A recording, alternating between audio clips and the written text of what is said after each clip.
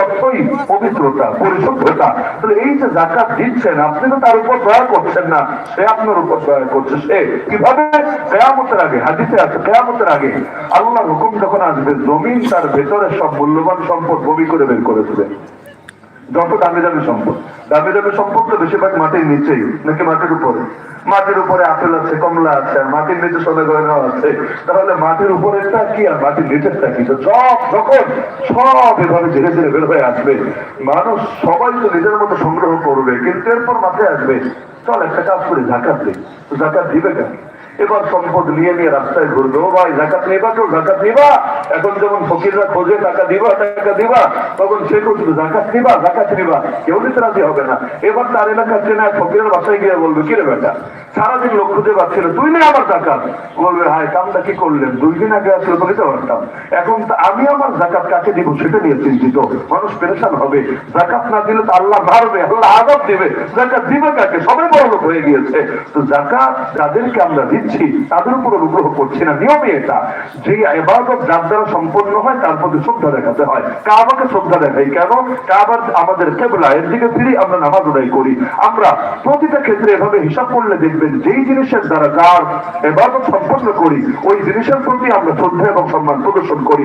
আমরা যে মাদ্রাসায় পড়াশোনা করি, কিতাব বলেন, কলম বলেন, টেবিল বলেন, এগুলোর প্রতি শ্রদ্ধা প্রদর্শন করি, এবং আমাদের বড়রা এটাই শিখিয়েছেন। এমনকি মুহাদ্দিসুল আসর আল্লামা আনোয়ার কাশ্মীরি রাহমাতুল্লাহ আলাইহি, আমাদের মাদ্রাসার কিতাব অনেক সময় দেখা যায় কিছু সোজা লেখা, কিছু ডাইন দিয়া লেখা, কিছু উপর দিয়া লেখা। আগের যুগে কলম দিয়া লিখতো, এত কম্পিউটার, এত প্রিন্টিং ছিল না। তো লিখলে পৃষ্ঠার কোন এক চিপা চাপাও খালি রাখতো না, যেখানে লাইন একটা ঢোকানো সম্ভব ঢোকায় দিত। তো দেখা যায় কিতাব পড়তে গেলে আমাদের মাঝে মাঝে ঘোরায় পড়া লাগে, কিছু সোজা, কিছু হলো বাঁকা, কিছু হলো উপর দিয়ে উল্টা করে লেখা। কিন্তু আল্লামা কাশ্মীরি রাহমাতুল্লাহ আলাইহি কিতাব ঘোরাতেন না, নিজে ঘুরে টেবিলের আরেক পাশে যেতেন, তারপর পড়তেন, আবার এসে এদিকে ঘুরে বসতেন। এই পরিমাণ আদব দেখাতেন। ইমাম মালিক রাহমাতুল্লাহ আলাইহি একদিন হাদিসের কিতাব পড়াচ্ছেন, হঠাৎ ছাত্ররা খেয়াল করছে চেহারা লাল হয়ে গেছে, ভয়াবহ রকমের লাল। কিন্তু এতটা শানের সাথে তিনি পড়াচ্ছেন, গাম্ভীর্য এতটা বেশি, কেউ জিজ্ঞাসা করবো সাহসটা হচ্ছিল না। আবার দেখলেন কিছুক্ষণ পর স্বাভাবিক হয়েছে, কিছুক্ষণ পর আবার লাল, আবার স্বাভাবিক। যখন ক্লাস শেষ হলো, একসাথে গিয়ে জিজ্ঞাসা করলো, হযরত ব্যাপারটা কি? তিনি বললেন, আসলে আমার পিছে জামার ভেতর দিয়ে একটা প্রচন্ড বিষাক্ত বিচ্ছু ঢুকে গেছে। বিচ্ছু তো চেনেন? ওই বিচ্ছুটা বারবার আমাকে দংশন করছিল। যখন দংশন করছিল আমি সহ্য করতে পারছিলাম না, চেহারা লাল হয়ে যাচ্ছিল। কিন্তু আমি চিন্তা করছিলাম, আমি তো নবীজির হাদিস পড়াচ্ছি, নবীর বাণী, আমি একটা বিচ্ছুর কামড়ের কারণে নবীর হাদিস থেকে মনোযোগ সরাই দিব? আরে আমার ঈমান আর ইশকের কি অবস্থা! না, যত বড় যন্ত্রণাই লাগুক না কেন, নবীর হাদিসের প্রতি অবজ্ঞা প্রদর্শন করব না।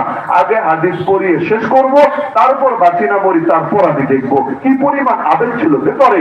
তো এতবার দংশন খেয়েছেন, তাও কিতাব বন্ধ করেন নাই, নবীর হাদিস ছেড়ে উঠে যান নাই, বরঞ্চ এরপর গিয়ে উঠেছেন। আমরা তো তালিমে যখন বসি, হাদিসের কিতাবের তালিম হোক, কোরআনের তাফসীরের তালিম হোক, দারসে কোরআন হোক, যাই হোক, একটা মোবাইলের কল আসলে তো লাফ মাইরে উঠে যায়। একটা বার চিন্তা আসে না সামনে কি পড়া হচ্ছে আর কি ছেড়ে আমি উঠে যাচ্ছি। এমনকি খুতবার সময়ও চুপ থাকে না। খুতবার সময় যে টাকা তোলে, টাকা, খুতবা কি টাকা তোলার টাইম না চুপ করে শোনার টাইম?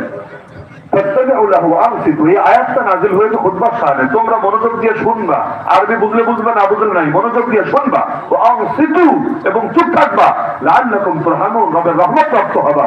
অথচ খুতবার সময় গণহারে কথা হয় বাংলাদেশের মসজিদ বলেছে, এমন এগুলো নিয়ে আমাদের কোনো সতর্কতাও নাই। কালেকশন করলে আগে কর, না হলে পরে কর। খুতবার সময় কি আমরা পুরো সপ্তাহ জুড়ে জুমা নামাজ ফরজ পড়ি কয় রাকাত? 4 রাকাত। আর আমরা শুক্রবার দিন ফরজ পড়ি কয় রাকাত? 2 রাকাত। বাকি 2 রাকাত কই হাওয়া হয়ে গেল। ফরজ কয় রাকাত? 4 রাকাত। আর শুক্রবারে এসে ফরজ পড়লাম কয় রাকাত? 2 রাকাত। আর 2 রাকাত হাওয়া না। ওই 2 রাকাতের স্থলাভিষিক্ত 2টা খুতবা। এজন্য খুতবার সময় চুপ থাকতে হয়, মনোযোগ দিয়ে শুনতে হয়। এমনকি যে শুনবে সে আল্লাহর রহমত পাবে, কোরআনেও আছে, হাদিসেও আছে।